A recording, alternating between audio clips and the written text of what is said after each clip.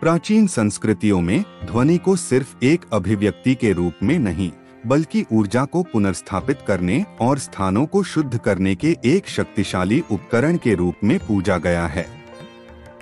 आज के वीडियो में हम लयबद्ध ध्वनि के प्रभाव और इसके माध्यम से नकारात्मकता को कैसे हटाया जाता है, इसके बारे में जानेंगे। हजारों साल पहले भारत के ज्ञानियों ने लयबद्ध ध्वनि की शक्ति को पहचाना था। मंदिरों में घंटियां, गोंग और शंख की आवाजें सुबह और शाम की आरती में एक अभिन्न हिस्सा बन गईं। इन ध्वनियों का उद्देश्य मंदिर के स्थान को शुद्ध करना और उन नकारात्मक ऊर्जा को बाहर निकालना था जो श्रद्धालु अपनी प्रार्थनाओं के साथ छोड़ जाते थे। हालांकि कई लोग मंदिरों में शुद्ध हृदय से प्रार्थना करने जाते हैं, लेकिन कुछ लोग दुख, मानसिक पीड़ा या बीमारियों से मुक्ति पाने के लिए आते हैं। जब वे मंदिर से बाहर जाते हैं तो वे अपनी मानसिक अशांति और दुख को छोड़ जाते हैं, जो मंदिर की ऊर्जा को असंतुलित कर देता है। इसलिए नियमित रूप से इन स्थानों की शुद्धि की आवश्यकता होती है। दक्षिण भारतीय मंदिरों में संगीत एक महत्वपूर्ण भूमिका निभाता है। यहाँ आरती के दौरान नादस्वरम और ढोल बजाए जाते हैं, जो मंदिर के वातावरण में सकारात्मक ध्वनियां भरते हैं और ऊर्जा को पुनर्स्थापित करते हैं।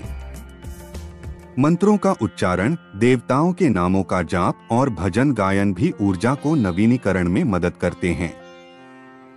लेकिन केवल मंदिरों में ही नहीं, आप अपने घर में भी ध्वनि की शक्ति का लाभ ले सकते हैं।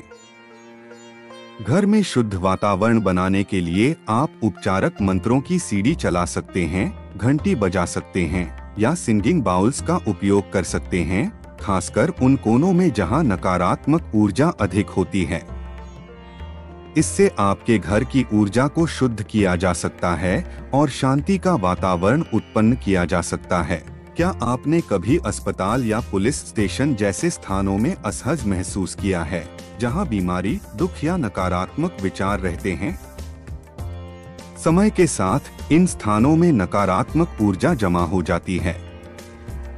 इन स्थानों की नियमित शुद्धि के लिए संगीत बजाना शांति के साथ ऊर्जा को पुनः स्थापित करने में मदद कर सकता है।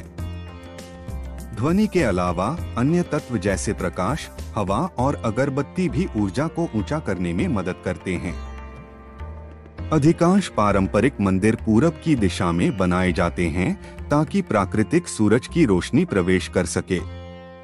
अगरबत्तियां जलाने से भी वातावरण शुद्ध होता है और सकारात्मक ऊर्जा का प्रवाह बढ़ता है, चाहे वह घंटी की लयबद्ध ध्वनि हो या एक हल्की हवा जो एक अच्छी तरह से रोशन स्थान से गुजरती है।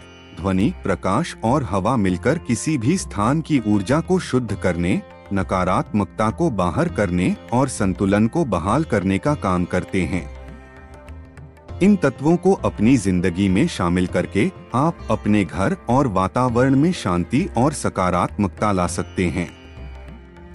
अगर आपको यह वीडियो जानकारीपूर्ण लगा हो तो लाइक, शेयर और सब्सक्राइब करना न भूलें।